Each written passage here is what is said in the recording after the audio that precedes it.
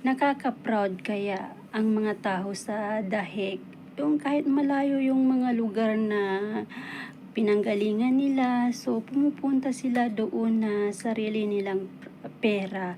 So, lahat ng mga OFW, sana hindi tayo magsasawa na mag-support sa Tatay Duterte at hindi tayo magsasawang maghintay sa kanya.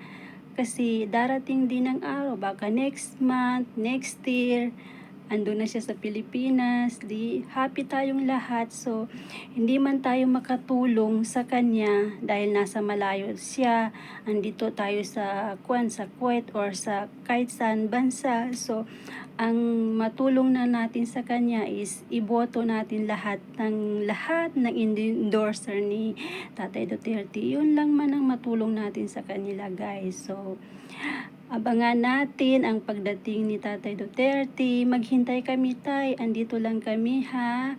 Sige, tay. Ingat ka dyan.